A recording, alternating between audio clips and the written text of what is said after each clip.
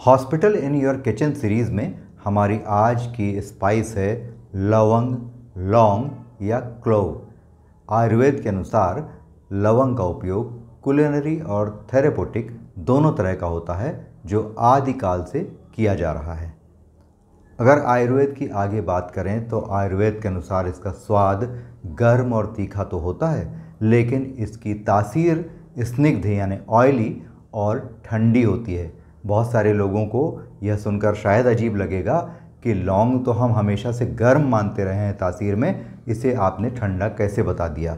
लेकिन आप यकीन मानिए कि आयुर्वेद ने इसकी तासीर को ठंडा ही बताया है, जिसके कारण यह डाइजेस्टिव हेल्थ के लिए एक बहुत अच्छी स्पाइस होती है।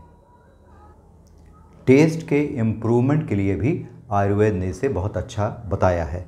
अगर आपका गला लगातार सूखता हो तो भी लौंग के सेवन से आपको बहुत फ़ायदा होगा।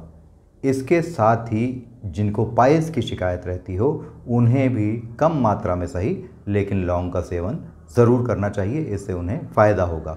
जिन लोगों को रेस्पिरेटरी डिजीज़ सिंड्रोम्स होते हैं, COPD होता है, अस्थमा होता है, ब्रोंकाइटिस की शिकायत रहती है, उनके लिए भी लौंग का इस्तेमाल बहुत अच्छा होता है।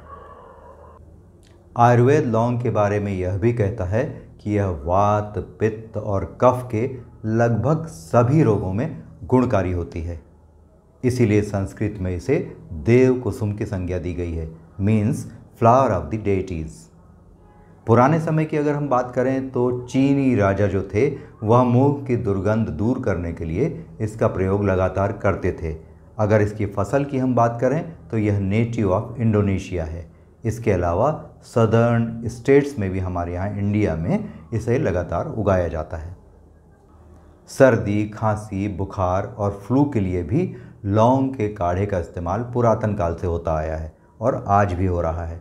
अगर दादी माँ के नुस्खों की बात करूं तो जब परिवार की लड़कियों को मुहासे, कील मुहासे हो जाते थे यानी एक्ने और पिंपल्स हो जाते थे, तो हमारी दादी माँ क्या करती थी, लौंग का थोड़ा सा पेस्ट, उसमें हल्दी और शहद मिलाकर उसका लेप मुहासों पर लगा दिया करती थी और मुहासे, एक्ने ठीक हो जाते थे। इसी तरह दांतों के दर्द के लिए आदिकाल से ही लौंग का इस्तेमाल हो रहा है, क्योंकि हमारी इसी लौंग में मेथिल सैलिसिलेट नाम का एक कंपाउंड होता है, एक केमिकल पाया जाता है जो बहुत अच्छा दर्द निवारक यानी पेन किलर होता है। अगर आपको ट्रैवल सिकनेस होती हो यानी यात्रा के समय आपको वॉमिटिंग और नौशिया होता हो तो उसके लिए भी लौंग का इस्तेमाल बहुत अच्छा होता है। इसके लिए आपको यह करना चाहिए कि 4 से 5 लौंग 2 ग्लास पानी में उबाल लीजिए। इतना उबालिए कि उसकी जो मात्रा है वह घटकर 1 ग्लास रह जाए। फिर अपनी यात्रा प्रारंभ करने के कुछ देर पहले इस पानी को सिप करके 1-2 घूंट पी लीजिए और अपने साथ रख भी लीजिए यात्रा के दौरान। और बीच बीच में यदि आप इसे पीते जाएंगे तो आपको किसी तरह की ट्रैवल सिकनेस नहीं होगी। इसके अलावा जिन पुरुषों में इरेक्टाइल डिसफंक्शन की समस्या हो या स्पर्म कम बनते हों, उनके लिए भी खाना खाने के बाद रात के समय 2 लौंग का इस्तेमाल बहुत अच्छा होता है। इसी तरह जिन महिलाओं में प्रेगनेंसी ना आ रही हो उन्हें भी खाना खाने के बाद रात को 2 लौंग का सेवन ज़रूर करना चाहिए। इसका मतलब यह हुआ कि इनफर्टिलिटी की समस्या को दूर करने के लिए भी लौंग का सेवन बहुत अच्छा होता है। आइए अब यह देखते हैं कि हमारी मॉडर्न रिसर्च हमारी इस लौंग यानी क्लोव के बारे में क्या कहती हैं। तो United states department of agriculture यानी USDA के अनुसार 1 चम्मच लौंग यानी जो लगभग 2 ग्राम के आसपास होती है, उसमें 6 किलो कैलोरीज होती हैं, 0.13 ग्राम ऑफ प्रोटीन होता है, 0.27 ग्राम ऑफ टोटल फैट होता है, 1.38 ग्राम ऑफ कार्बोहाइड्रेट होता है, 0.7 ग्राम ऑफ फाइबर होता है और 1.26 mg ऑफ मैग्नीज होता है।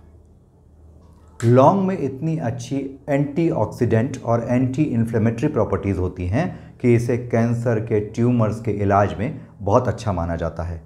टुडेज डाइटिशियन नामक एक रिसर्च वेबसाइट ने तो यहाँ तक दावा किया है कि आधा चम्मच लौंग में इतने एंटीऑक्सीडेंट होते हैं जितने आधा कप ब्लूबेरीज में भी नहीं होते। इसके अलावा जो डायबिटीज़ के रोगी होते हैं उनमें यह हाइपोग्लाइसेमिक इफ़ेक्ट लाने में और इंसुलिन का रेजिस्टेंस कम करने में भी बहुत मदद करता है। लेकिन लौंग का इस्तेमाल करते समय हमें थोड़ी सावधानियां भी रखनी चाहिए। इसकी बहुत अधिक मात्रा का सेवन करने से चक्कर और घबराहट जैसी समस्या भी हो सकती है। बहुत छोटे बच्चों को भी लौंग ना देने की सलाह दी जाती है। तो लौंग पे यह थी आज की उपयोगी जानकारी और इसे शेयर करने में आप भी सहभागी बनिए इस वीडियो को लगातार लाइक, सब्सक्राइब और शेयर करके। Thanks for watching.